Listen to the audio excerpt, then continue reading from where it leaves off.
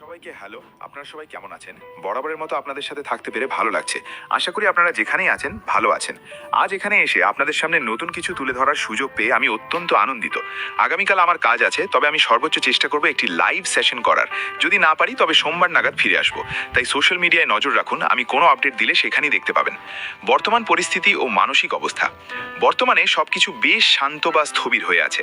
আমরা এটা জানি এবং বুঝতে পারছি, আর এই কারণেই অনেকের মধ্যে কিছুটা উদ্বেগ বা দুশ্চিন্তা কাজ করছে যে আসলে কি ঘটছে। বড়দিনের আগে আমরা আমাদের সিইওর কাছ থেকে কিছু আপডেট পেয়েছিলাম এবং আমাদের অনেকেরই আশা ছিল যে এই সপ্তাহে আরও কিছু জানতে পারবো।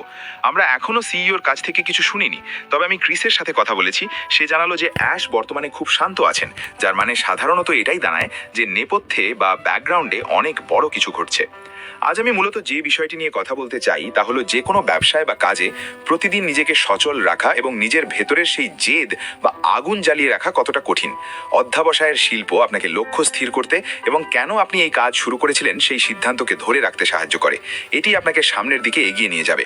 আজ আমি আপনাদের সাথে এমন কিছু টিপস শেয়ার করব যা আপনাদের ধৈর্য ধরে এগিয়ে যেতে সাহায্য করবে।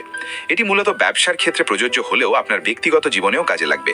যেমন আমি নিজের জন্য একটি ফিটনেস চ্যালেঞ্জ শুরু করেছি, প্রতিদিন 100টি পুশ আপ। আজ আমার 10ম দিন চলছে এবং আমি পুরো জানুয়ারি মাস এটি চালিয়ে যাওয়ার চেষ্টা করব। এটি করার জন্য প্রচুর সাহস, ইচ্ছাশক্তি এবং অধ্যাবসায়ের প্রয়োজন হয়। আপনার ব্যক্তিগত জীবনে আপনি যাই করছেন না কেন সেখানেও এই ইচ্ছাশক্তি প্রয়োজন। আর সবচেয়ে গুরুত্বপূর্ণ হলো আপনার কেন বা উদ্দেশ্যটি মনে রাখা। আমরা সবাই এমন অনেক মানুষের গল্প শুনেছি যারা কখনো হাল ছাড়েননি এবং এই গুণটি আজ তাদের সফল করেছে। অধ্যাবসায় বা পারসিভিয়ারেন্স ঠিক এই পর্যায়ের একটি বিষয়।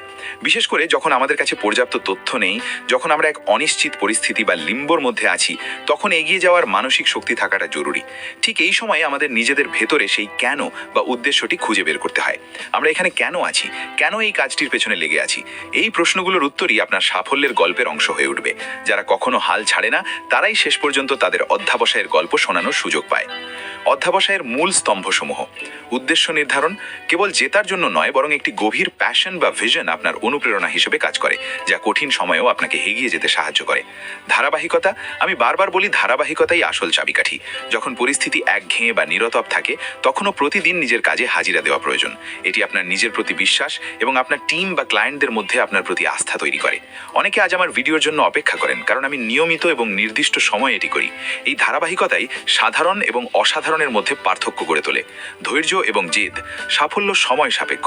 কঠিন সময়ের মধ্যে দিয়ে যাওয়ার সময়ও নিজের জেদ বজায় রাখা এবং সামনে এগিয়ে চলা অত্যন্ত গুরুত্বপূর্ণ। অধ্যাবসায়ের কৌশলগত দিক। স্ট্র্যাটেজিজ। লক্ষ্যকে ছোট ছোট ভাগে ভাগ করা।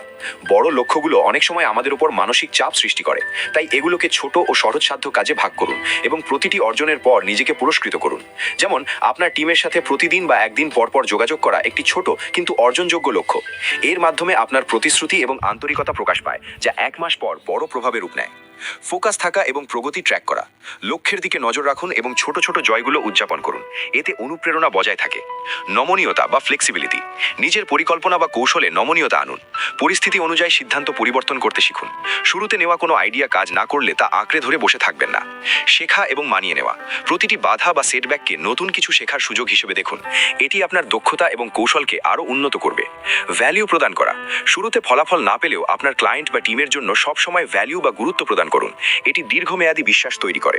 স্থিতিস্থাপকতা বা রেজিলিয়েন্সের মানসিকতা। সব কৌশল তখনই কাজ করবে যখন আপনার মানসিকতা হবে লড়াকু। সেই মানসিকতা তৈরির উপায়গুলো হলো: ব্যর্থতাকে শেখার ধাপ হিসেবে দেখা। ব্যর্থতাকে পরবর্তী প্রচেষ্টার জ্ঞান হিসেবে ব্যবহার করুন। মনে রাখবেন, আপনি কেবল তখনই ব্যর্থ হবেন যখন আপনি থেমে যাবেন। যতক্ষণ আপনি চলছেন ততক্ষণ আপনি সফলতার দিকে এগিয়ে যাচ্ছেন। থেমে যাওয়ার অর্থ হলো পরাজয় মেনে নেওয়া। বারবার চেষ্টা করার মানসিকতা নিজের মধ্যে গড়ে তুলুন। ভয় ও সংশয়কে জয় করা। ভয় বা সন্দেহ হওয়াটা স্বাভাবিক, কিন্তু এগুলো বড় কোনো বাধা হিসেবে দেখা উচিত নয়। এগুলো মানুষের প্রাকৃতিক অনুভূতি, কিন্তু এগুলো যেন আপনার যাত্রাপথ থামিয়ে না দেয়। অদম্য মানসিকতা। ভয় জয় করে এগিয়ে চলা। ভয় এবং সংশয় কাটিয়ে ওঠার জন্য নতুন দৃষ্টিভঙ্গি নিয়ে চেষ্টা করুন। হতে পারে নতুন কোনো অন্তর্দৃষ্টি, ছোট কোনো লক্ষ্য বা ভিন্ন কোনো পদ্ধতি।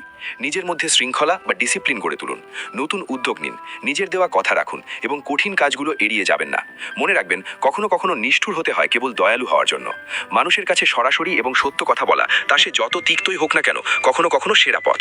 কারণ এটি মানুষের মনে স্বচ্ছতা আনে, তাদের মনোযোগ ধরে রাখতে এবং পরিস্থিতি সঠিকভাবে বুঝতে সাহায্য করে। সবার চিন্তা প্রক্রিয়া আমার মতোই হয়। আমার জন্য পেছনে ফেরার কোনো পথ নেই, আমার কোনো প্ল্যান বি নেই, অন্য কিছু করার কোনো চিন্তাও নেই। প্রায় 7.5 বছর আগে আমি ঠিক করেছিলাম যে এটাই হবে আমার ব্যবসা, পরিস্থিতি যাই হোক না কেন। যদি এটা না হয় তবে অন্য কিছুও হবে না।